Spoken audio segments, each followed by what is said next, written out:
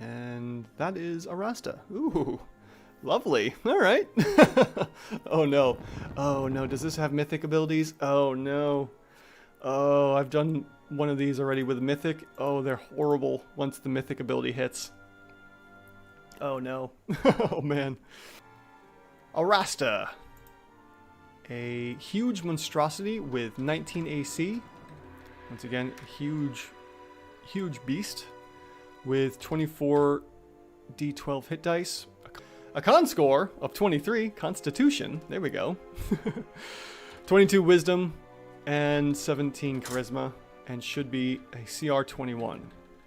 And then, moving into the skills section, now that our base stats are out of the way, we have 3 saving throws, so that'll give Arasta +2 AC bonus. We have a bunch of skills we don't care about, and we have damage resistances, which isn't, I mean, we can put it in, but because it's CR 21, we're not going to get anything out of it. And the damage immunities to acid and poison, there's only 2 conditions, so I wouldn't consider those a thing. Unless there's something else giving Arasta any kind of damage immunities. This may not be a thing. We can take a look at it later on if we haven't hit the 21, but I'm sure we will. So let's move down into the monster traits for Arasta and see what we have here. So we have Armor of Spiders, which is a mythic trait and will recharge on a short or long rest. If Arasta is reduced to 0 hit points, she doesn't die and falls unconscious. Instead, she regains 200 hit points. In addition, Arasta's children immediately swarm over her body to protect her, granting her 100 temporary hit points. So Arasta just gets an additional 300 hit points. So we're doubling the hit dice, technically. So we'll take a look at that when once we've hit everything here.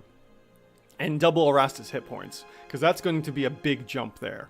And that's what happened with the giant Kraken that I did a few weeks ago. I don't remember their name, unfortunately. So the next thing we have is Legendary Resistance for 3.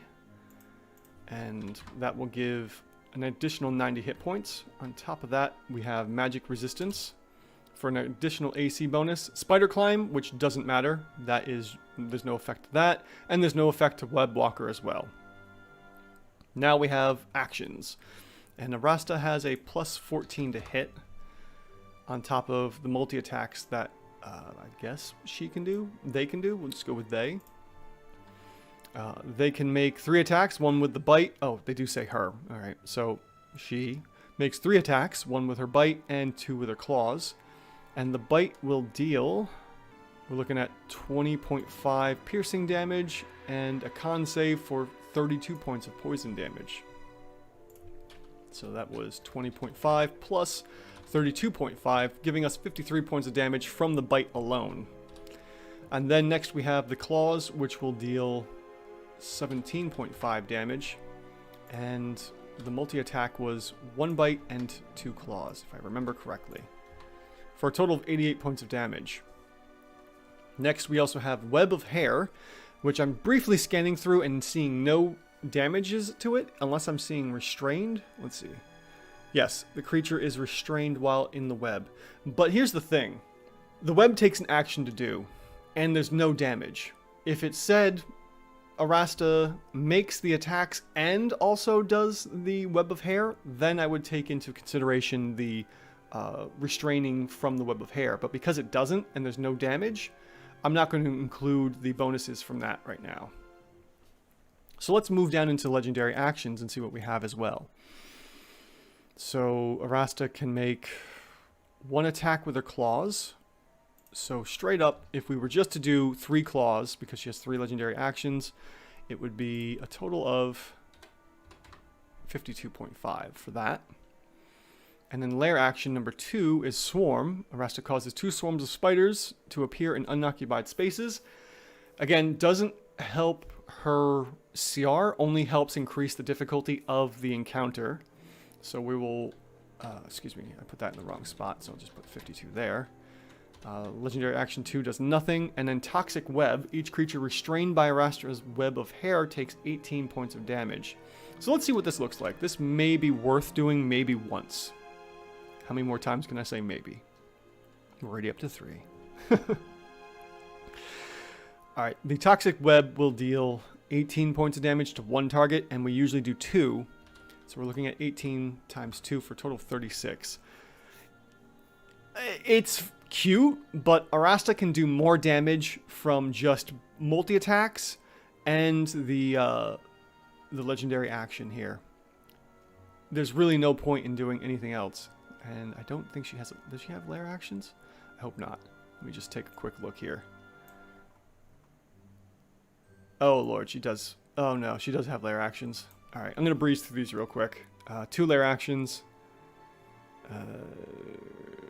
What? Alright, the first one is weird. Gains knowledge of the creature's name, race, and where they consider home. Alright, so that's probably something for the campaign.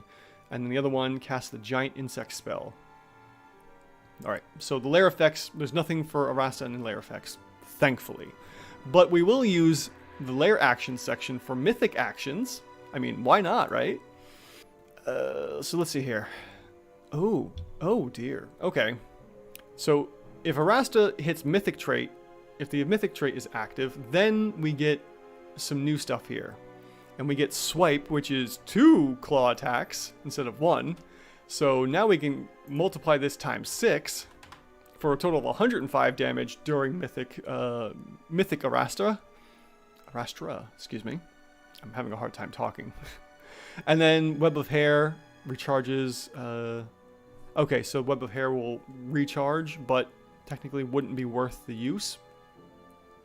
And Nyx Weave. Each creature restrained by Arastra's Web of Hair must succeed on a con save or take 26 force damage, and any spell of 6 level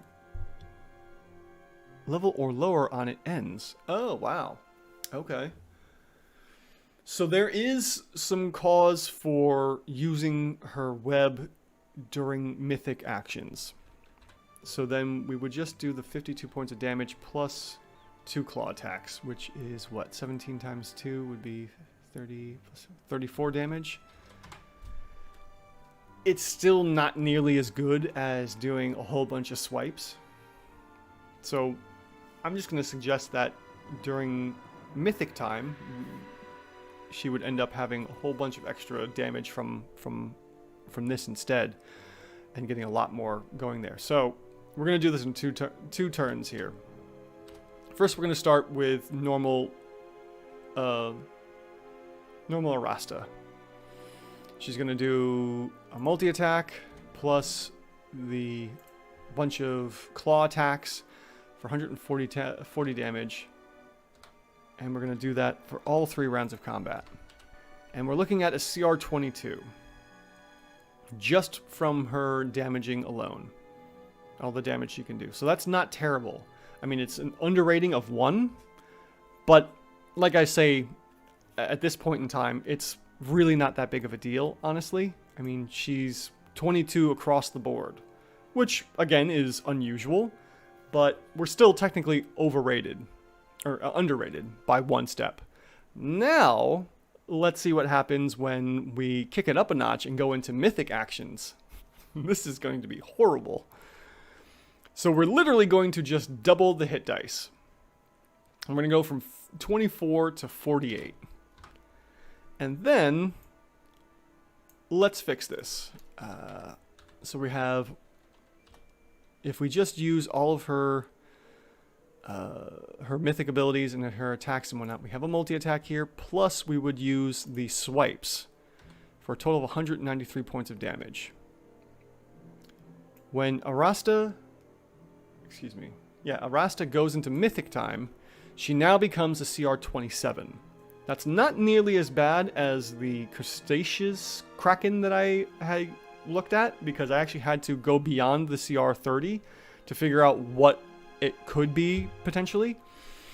So, Arasta is a CR 22 before Mythic time. And then when Arasta goes into Mythic actions, she becomes a CR 27. It's not terrible, but I hope the players have ways of healing up and dealing with this amount of damage, because, or just this length of battle and how epic these encounters are going to be.